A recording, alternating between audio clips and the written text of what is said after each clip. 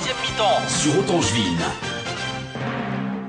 Bonjour à tous, bienvenue dans troisième mi-temps. On a décidé de délocaliser une nouvelle fois cette émission et pour cause puisqu'il s'agit d'un derby. Et quel derby ce vendredi entre Angers et Laval. Donc on a décidé de venir à équidistance, à mi-chemin de ces deux villes, même si on reste dans le département du Maine-et-Loire. On est ici à Segré dans les locaux de Radio Otangeville, bien évidemment, pour enregistrer cette émission très riche avant un derby qui ne le sera pas moins, du moins on l'espère.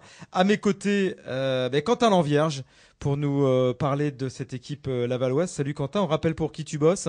Pour le Courrier de la Mayenne. Voilà, et donc tu assistes depuis le début de la saison à toutes les rencontres du stade, au moins à domicile. À domicile, oui, et un peu à l'extérieur. Donc tu es le spécialiste de cette formation mayonnaise. Bienvenue à toi. Et puis à mes côtés, Brice Charrier de sport49.fr qui assiste également à pas mal de rencontres à domicile et quelques-unes à l'extérieur. Salut Brice. Et aussi de Laval, j'en ai vu quelques-unes. Ah bah c'est parfait. On va d'abord faire dans cette première partie de l'émission un état des lieux, si vous le voulez bien, des deux formations qui ont toutes joué un match en retard. C'était mardi dernier contre Metz à Le Basser pour les Mayennais et contre Monaco pour les Angevins. C'était à Jambouin. L'état de forme un petit peu de ces deux équipes, Quentin, des Lavallois qui n'ont pas réussi chez eux, où ils sont pourtant plutôt à l'aise depuis le début de la saison, à faire sauter le verrou messin. Ouais, enfin, faut dire que depuis la reprise, en fait, Laval est un petit peu moins bien. On a vu un beau match quand même contre Amiens où il s'était bien imposé. Contre Lens, c'était pas mal en première mi-temps et puis quand même Lens a dégagé une certaine puissance, surtout à l'avant, et ils sont revenus au score logiquement.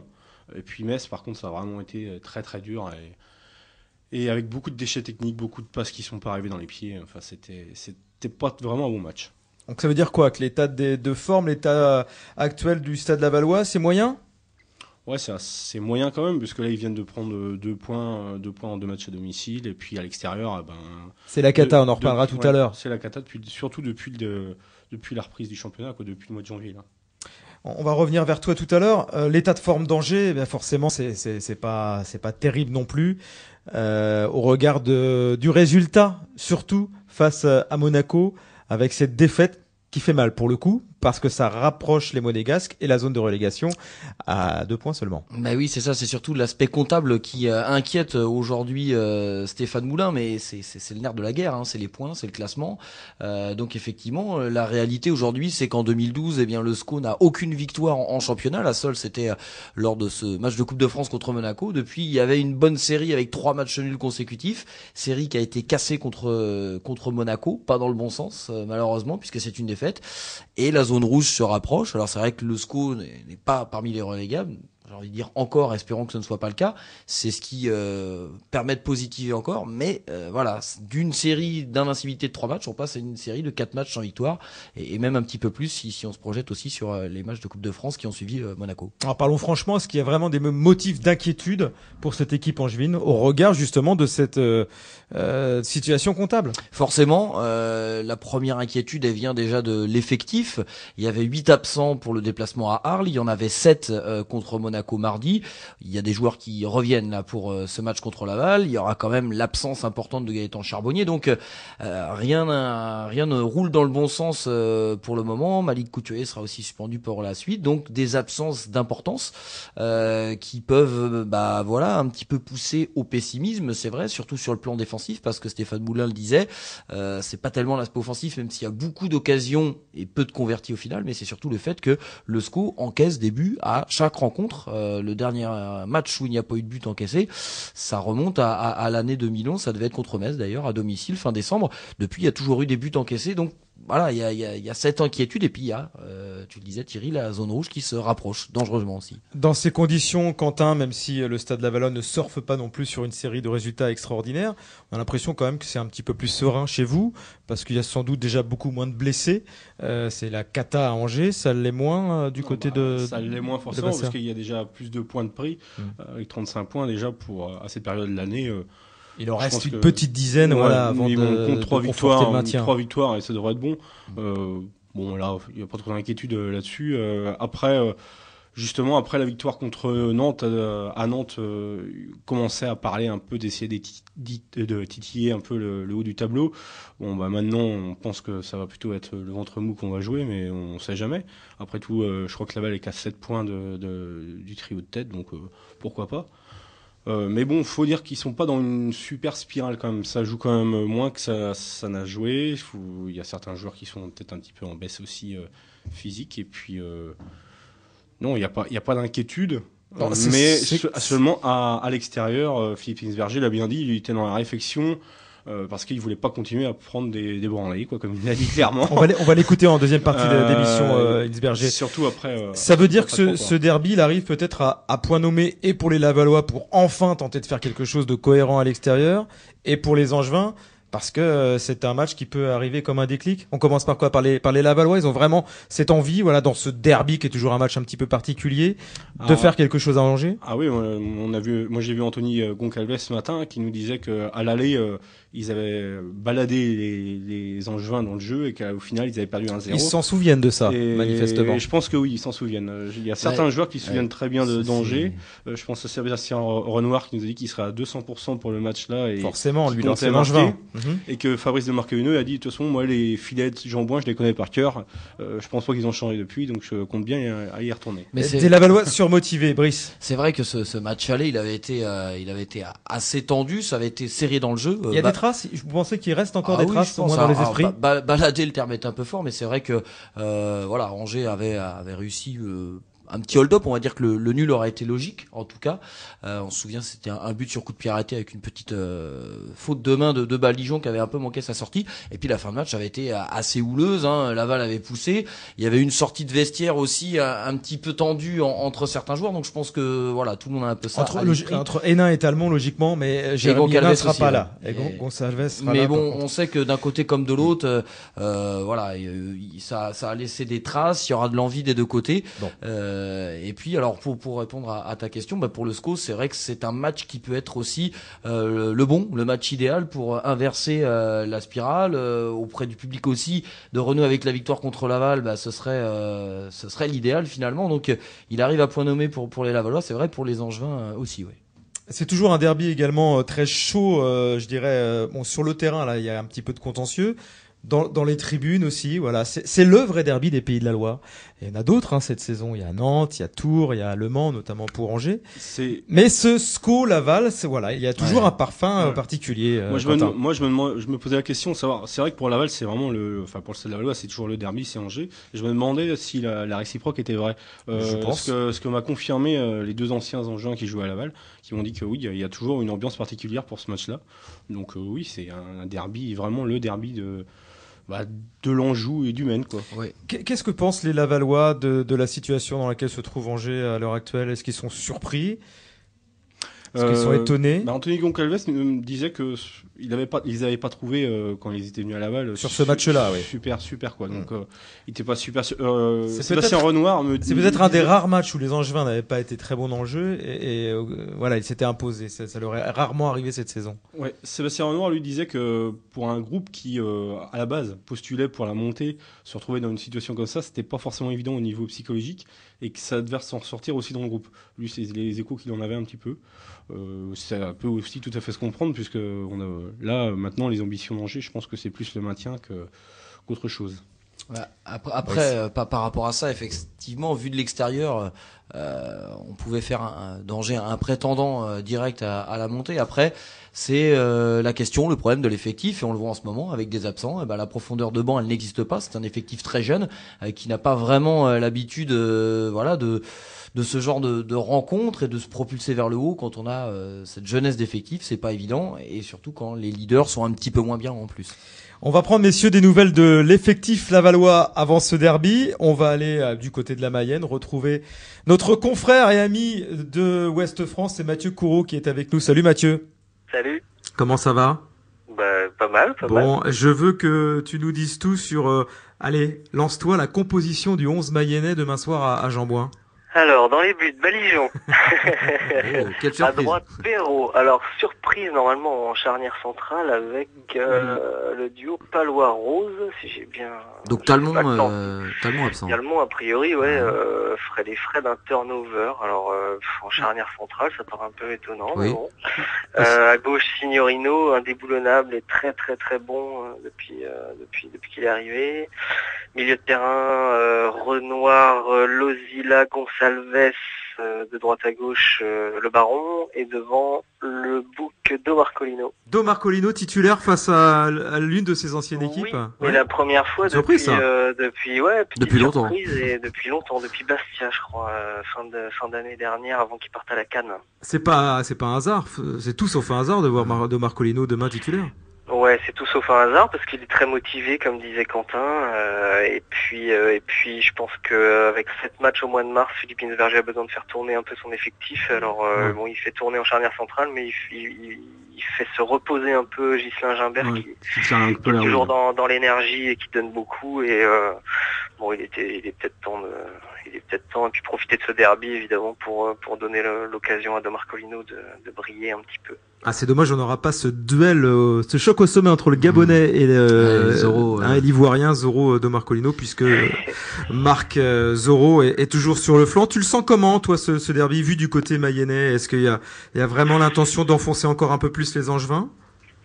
Ouais, après il y a surtout l'intention sans doute de retrouver du jeu, parce que franchement mardi soir le match en retard contre Metz, ça a été je pense un des pires matchs qu'on ait vu à domicile en termes de production, quoi. Ça faisait quand même des mois et des mois qu'on n'avait pas vu le Stade Lavallois comme ça, incapable d'aligner 3 passes. Donc il y a surtout, comme disait Anthony Gonçalves tout à l'heure, de toute façon on pourra pas faire pire que mardi. Donc voilà, je pense que c'est surtout ça déjà l'objectif, c'est de retrouver une cohérence dans le jeu. Et puis après évidemment la cerise sur le gâteau, c'est d'enfoncer Angers, hein, ça c'est sûr. C'est vrai, c'est une vraie volonté. On en parlait avec Quentin tout à l'heure. Le match aller, il est resté en travers les gorges. Ouais, il est resté en travers de la gorge. Il y a toujours ces petites inimitiés là entre Hénin, Talmont, Gonçalves aussi, je crois, hein, à la fin, qui s'était un peu mêlé au truc. Et toujours, ce qui me surprend un peu, c'est cette notion de derby qui existe réellement. Sébastien Renoir nous disait que à l'époque où il jouait au SCO d'Angers, Jean-Louis Garcia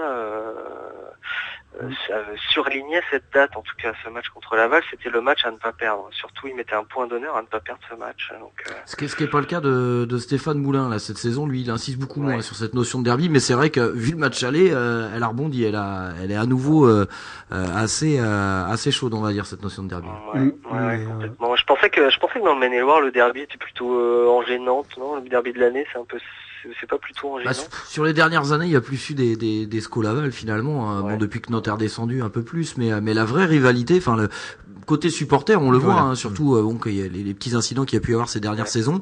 Les Angevins, c'est marrant, c'est surtout Laval qu'ils attendent. Pour conclure avec toi, Mathieu, la question qu'on posait à Quentin, savoir comment les Lavallois voyaient cette équipe angevine. Toi, tu es surpris également de ce passage à vide de la formation de Stéphane Moulin, même si tu ne la suis pas régulièrement. Ouais, un petit peu, ouais, comme disait, je vais plutôt m'appuyer sur ce que nous disait Sébastien Renoir, mais c'est vrai que ça doit être très compliqué quand on est persuadé en début de saison de pouvoir jouer légitimement d'ailleurs un rôle d'outsider, de se retrouver comme ça. C'est difficile. Alors Sébastien disait que les départs de Cévet, de Loris Arnaud avaient fait un petit peu de mal. Loris Arnaud, je suis pas sûr. En tout cas, lui, il semblait l'apprécier. Bon. Le sien peut-être aussi. Le sien évidemment. Oui, il est très remonté.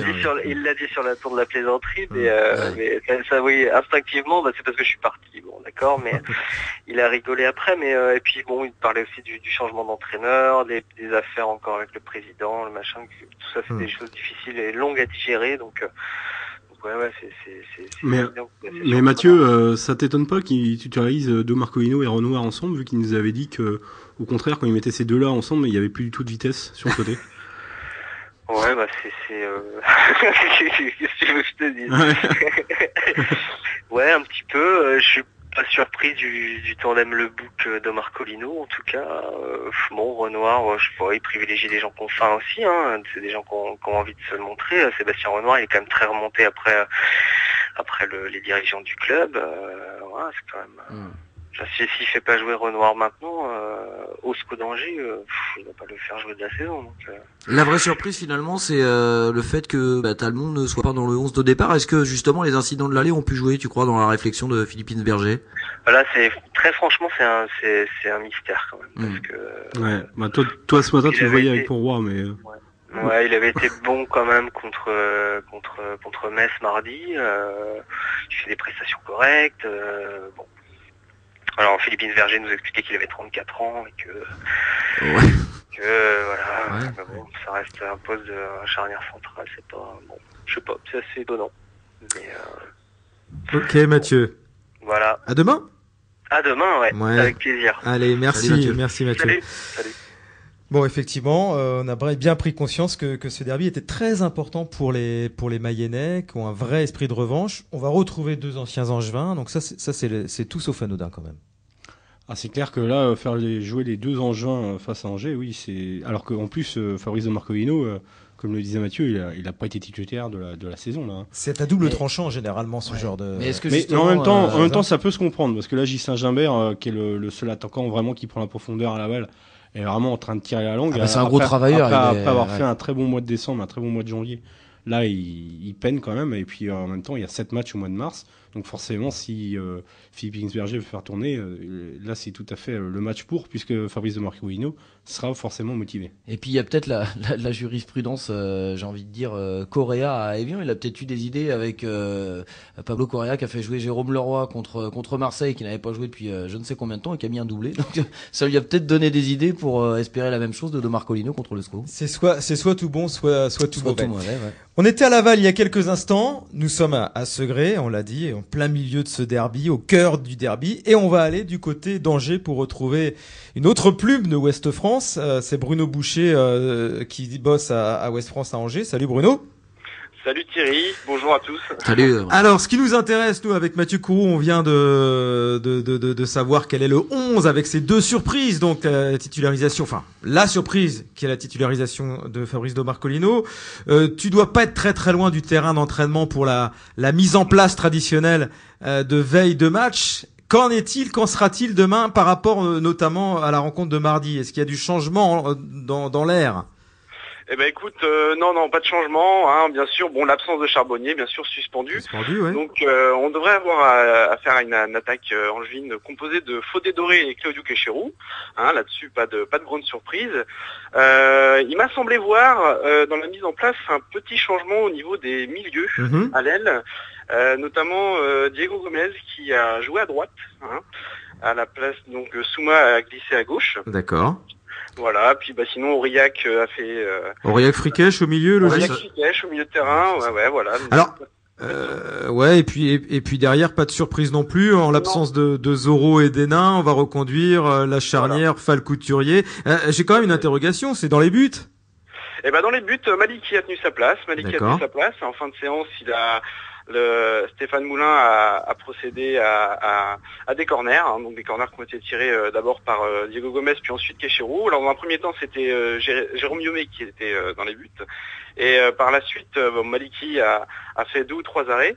Mais ce qui est intéressant aussi, ce que j'ai remarqué, c'est qu'en toute fin de séance, Fodé Doré a tiré quelques pénaltys. Donc de toute façon, Charbonnier sera pas là pour les tirer, si jamais il y en a. Mais on sait que le numéro 2 habituel, c'est Quecherou. Donc je pense pas qu'il y aura sauf si Quecherou ne veut pas le tirer, mais bon, après, Voilà. Ouais. Est-ce qu'à un moment, Ryan Friquèche a évolué en défense centrale?